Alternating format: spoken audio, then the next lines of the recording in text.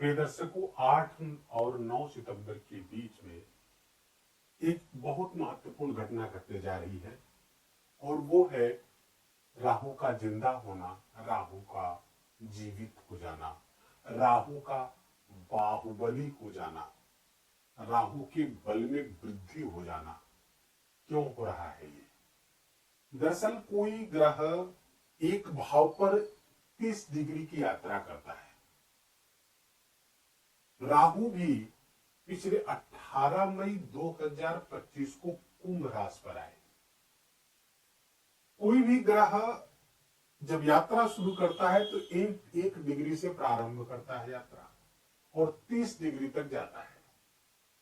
राहु और केतु दो ऐसे ग्रह हैं जो सदैव वक्री रहते हैं, तो इनकी यात्रा ही प्रारंभ होती है 30 डिग्री से। अब चूंकि वक्री होकर के उल्टी गति करते हैं तो 30 डिग्री से 1 डिग्री की यात्रा करते हैं, जिसको पूरी यात्रा करते हुए उनको 1.5 वर्ष का, लगभग 18 महीने का समय लगता है। 18 मई 2025 से राहु कुंभ राशि पर 30 डिग्री से यात्रा उन्होंने प्रारंभ की और 8 सितंबर तक 9 सितंबर तक आते आते वो 24 डिग्री तक की यात्रा, 30 से 24 डिग्री अर्थात 6 डिग्री की यात्रा पूरी कर चुके हैं। जब कोई ग्रह 24 डिग्री से 30 डिग्री के मध्य में अंश बल प्राप्त करता है तो उसे मृत अवस्था कहते हैं। 3 अवस्थाएं होती किसी ग्रह की, बाल्यावस्था, बाल अवस्था या दूसरी अवस्था होती युवावस्था और तीसरी अवस्था मृत अवस्था या प्रौढ़ावस्था। तो राहु 24 डिग्री से 30 डिग्री के मध्य में मृत अवस्था में थे और अब 8 और 9 सितंबर की वो तारीख होगी जिस दिन राहु जिंदा हो जाएंगे, जीवित हो जाएंगे, अर्थात बल उनका बढ़ जाएगा और राहु जैसे ग्रह का बल बढ़ना उसको बाहुबली बना देता है। अब इसका अलग अलग ग्रहों को, अलग अलग राशियों को अलग अलग परिणाम प्राप्त होगा।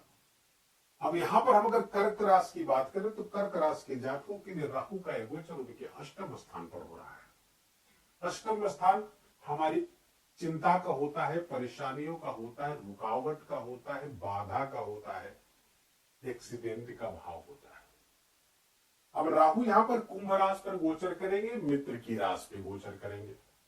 ये मित्र की राशि है और इनके मित्र शनि देव अर्थात इस राशि के स्वामी ठीक बगल गोचर कर रहे हैं मीन राशि पे, अर्थात यहां पर जब कंपोजिट रिलेशनशिप निकालेंगे तो अधिमित्र की राशि हो जाएगी, अर्थात एक्सट्रीम फ्रेंड की राशि पर बैठे हुए हैं, बहुत प्रसन्न है और अब चूंकि बल भी बढ़ गया है तो अब ये अपनी ही राशि पर, अच्छा इस कुंभ राशि के कोलार्ड भी माने जाते हैं राहु देव, तो अपनी राशि का नुकसान कोई ग्रह करता नहीं है। मित्र के घर को कौन नुकसान पहुंचाएगा?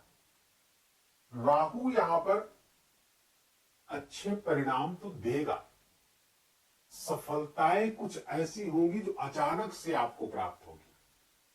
फोन के माध्यम से सूचना आई कि आपके अमुक काम हो गया, अमुक सफलता आपको प्राप्त हो गई।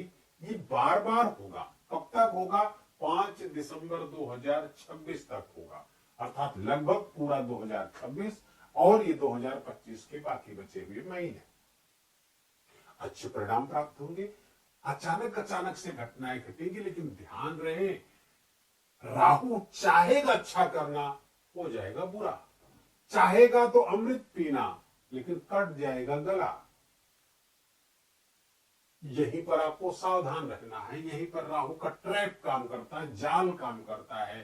राहु सफलता के प्रति ऑब्सेसिव बनाता है, अर्थात जुनूनी बनाता है। ये सब बहुत अच्छी बात है, ये तो होना ही चाहिए। अपनी सफलता प्राप्त करने के प्रति जुनून होना ही चाहिए।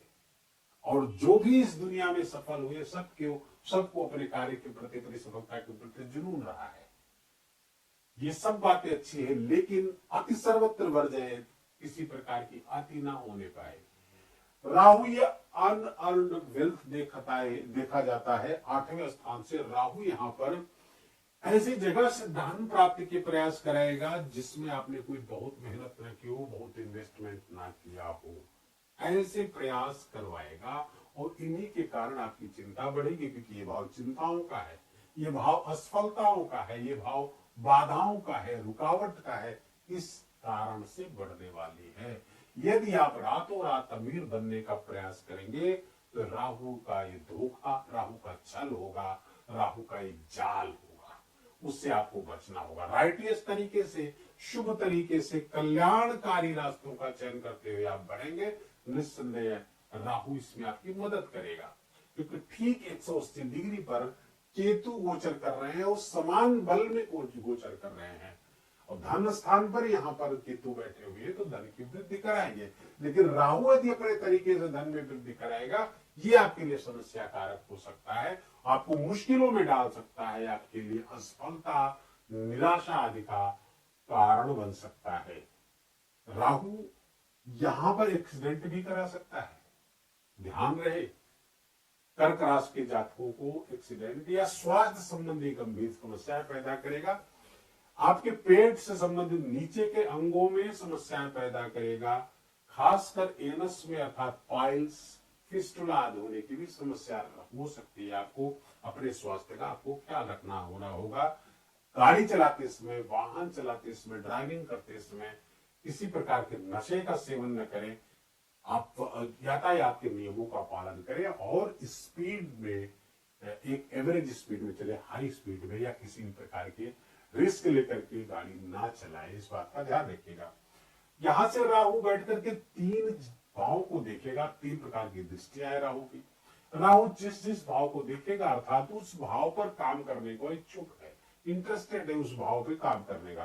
तो राहु यहाँ पर बैठ करके आपके 8वें स्थान से सीधे उसकी जो 5वीं दृष्टि है वो जाएगी आपके द्वादश स्थान पर, विदेश के भाव पर।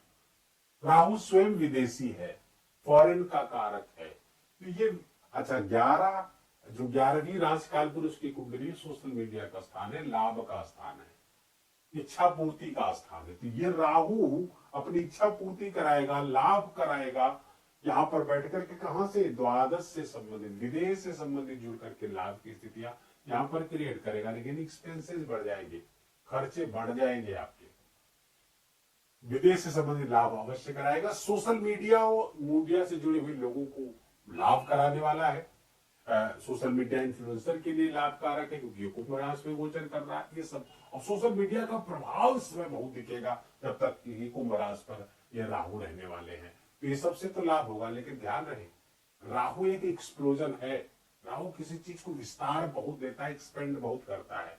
अब जब एक्सपेंड करेगा, बहुत ज्यादा करेगा, जब अनकंट्रोल्ड होगा तो समस्या पैदा, अनियंत्रित विस्तार जब होगा तो समस्या पैदा करेगा। कोई भी स्पीड में गाड़ी चल रही है लेकिन यदि कंट्रोल रहे जब तक, तब तक तो सही दिशा में चल रही, जैसे ही अनकंट्रोल्ड हुई वो फिर हमारी दुर्घटना का कारण बन जाती है, हमारी विपदा का कारण बन जाती है।